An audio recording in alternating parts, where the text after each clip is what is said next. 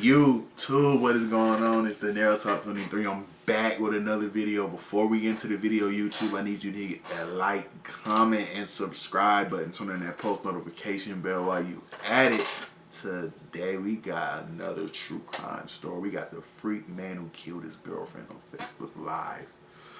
Let's get straight into it.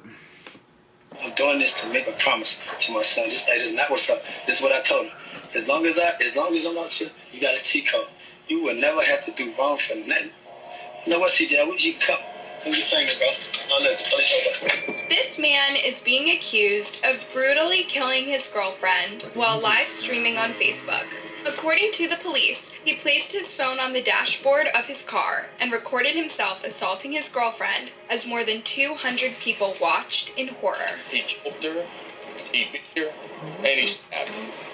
And then from there, he tried to set the car on fire. The gruesome video was later taken down and reported to the police. But by the time the police got to the scene, the woman was already dead. This is the disturbing case of the man who killed his girlfriend on Facebook Live.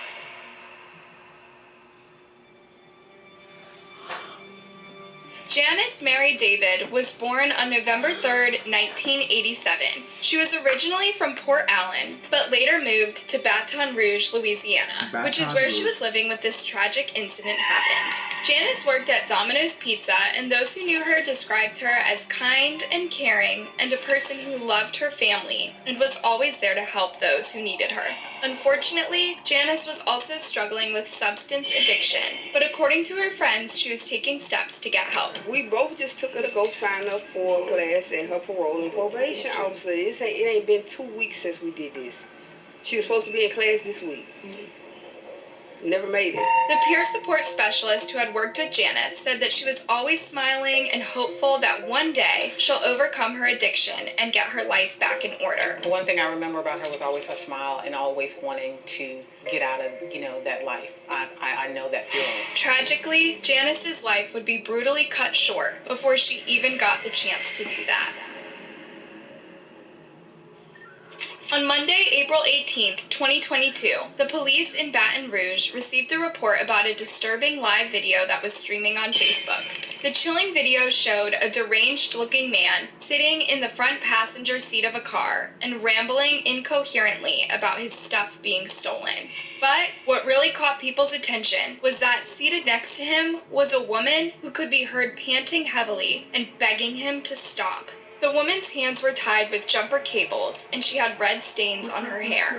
As the man rambled on, he would hit the woman with a metal bar and jab her repeatedly with a knife. The video went on for an entire 15 minutes before someone reported it to Facebook, who then pulled it down and reported the matter to the police. An investigation was immediately launched as the police tried to figure out the location of the incident, hoping that it was all an act and that the woman would be found safe and sound. Sadly, that was not the case. As the police were trying to figure out where the video had come from, they received another call at around 4 p.m. from someone in the Sherwood Forest area, reporting that a woman's body had been found inside a car in an empty parking lot. The police immediately rushed to the scene, and what they found was truly horrific. A naked woman who was tied to the steering wheel of a partially burned BMW with a knife plunged into her neck. The woman turned out to be 34-year-old Janice David. According to the authorities, Janice had been beaten, choked, and jabbed multiple times before the car that she was in was set on fire. Some sources have said that she had over a dozen knife wounds to her head and several more to the rest of her body. An autopsy was conducted on her body, and they confirmed that her death was a homicide and that she had smoke inhalation. The police identified the killer as her 35-year-old boyfriend, Earl Lee Johnson Jr., who coincidentally was already in police custody for a completely different crime. Stripped, bound, and unable to escape. Please. Money guy. Police say the woman in this video, which we've blurred, is Janice David. You can hear her begging for her life. Money guy. I started that now. He choked her, he beat her, and he stabbed her. And then from there, he tried to set the car on fire. Earl Lee Johnson Jr. allegedly went on Facebook Live and took David's life in front of an audience inside of a car in Sherwood Forest, stabbing her roughly 50 to 70 times, according to a source who asked to remain anonymous. Apparently, they were involved in some usage together for a couple of days, and as end result, as you everyone has seen on Facebook Live, it's very gruesome, very, very evil act. After the gruesome killing, Earl reportedly took off and attempted to steal a car. However, the owner of the vehicle caught him in the act and called the police. When the police tried to stop him, he sped off, leading them on a high-speed car chase, but was eventually arrested at around 5:25 p.m. At this time, the police had no idea of the brutal crime that he had already committed, so they only charged him with theft of a motor vehicle and aggravated flight from an officer. When the police later discovered Janice's body, they immediately interviewed Earl, who confessed to the killing. We launched our investigation, had a recording of the video. We already had him in custody. We interviewed him. He admitted to committing the killing. He told the police that he was high at the time, having consumed 2 powerful narcotics, and that he tied Janice in the car using power cables and then attacked her with anything he could find. After this confession, Earl was arrested and charged with first-degree homicide, second-degree kidnapping, and obstruction of justice, among other charges. But why did he do it? What was his motive for killing Janice? What's it? I mean, said he was on drugs. Like, I mean, I ain't saying drugs make you kill somebody, but if that's what he said. In the live stream footage, Earl accused Janice of stealing money or narcotics from him, and you can actually hear Janice mumbling in agreement as he accuses her. However, given the situation that she was in, she probably did so that he would stop hurting her. Man, so really tried to steal my shit, jump out the car and be like, and try to make like I tricked. Nobody not gonna do like that. After his arrest, investigators started digging into Earl's history, and what they found was really not that surprising. It turned out that Earl had quite a violent history, and that, get this, he had actually been in prison for 15 years before he committed the murder. The 90s investigators have learned this is not Johnson's first run-in with the law. He was locked up back in 2005 on several armed robbery charges. He pleaded guilty to those charges in 2007 and was sentenced to 15 years behind bars. According to court records, his attorney at the time filed a request to reduce his sentence after he had served 4 years, but that was never approved. We're told Johnson did serve the full 15 years, meaning he was just released from prison back in January, roughly 90 days before police say he confessed to this heinous murder.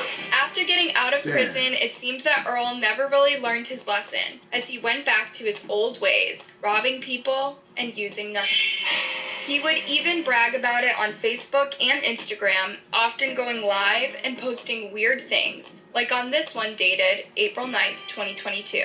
But that's not even the most disturbing part. It turns out that before the gruesome murder, he had actually gone live on Facebook with a knife, threatening someone's life. Say, look, real shit, cause I'm trying not to cut your motherfucking ass. Real shit, you can lay around that bitch, nigga, and did a whole night to you. You gonna lay around that bitch and take your ass out to the club tonight, and you tried this shit earlier. Real shit, you tried this shit earlier, talking about some, you running out of there. Oh yeah, they probably is my phone, but I'm running out of there.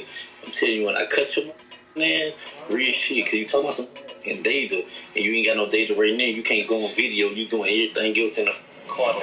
Now, it's not clear when exactly the video was taken or who he was threatening, but what's really clear is that this guy was obviously unhinged. Whether this was caused by the many illegal substances he was taking, or he had some undiagnosed mental illness, has not been established. But tragically, Janice was the one that ended up paying the price for his delusions.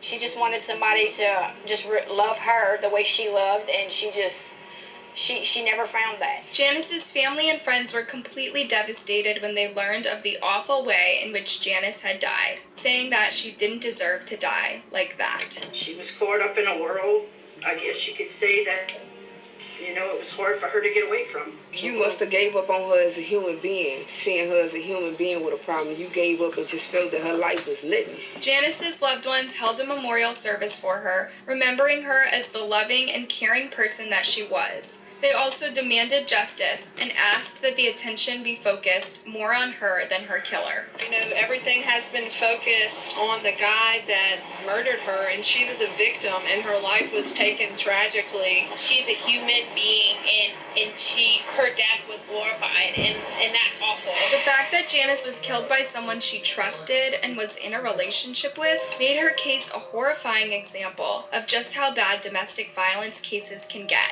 and not just for women, but for men as well. I had a chance to look at the video, and was I prepared for that? I've been doing this for a long time, and no, I wasn't. Priscilla Ray with the Iris Domestic Violence Center says domestic violence cases are becoming more brutal. It's unclear if Johnson had a history with drug abuse, but Ray says around 50 to 70% of their victims have abusers who deal with a drug or alcohol problem. But I believe that, victims, that for them is an excuse to, excuse the behavior, which makes it, well, when he's not drinking or he's not on drugs, he's fine. You cannot predict what somebody is going to do when they're on drugs. Ray says if you are in a similar situation and not ready to leave, you should have a safety plan. If you have a friend or if you know somebody who you trust, you need to let them know what's going on. Know you're worth more than this. I love you, Denise, and I will always remember the special friendship that we had. Earl is currently being held without bond to await his trial. If found guilty, he would face any time between 30 years to life imprisonment. What do you think about this case? Let me know your thoughts down in the comment section, and if you like this video, be sure to be cut all the joke. This was a sad case because he went to live with it. Like, he didn't even try to kill her and just leave it be. He started going on live, letting everybody see her. Her friends could have joined it. Like, come on, bro. Imagine you just on Facebook, you get on live, you see somebody killing. So, like, come on, bro. Like, it's more than just him killing, bro. He obviously has a problem for him to go live and do all this extra stuff, bro. But YouTube, if you're rocking with the channel, leave me a like, comment, and subscribe. Catch me on the next one.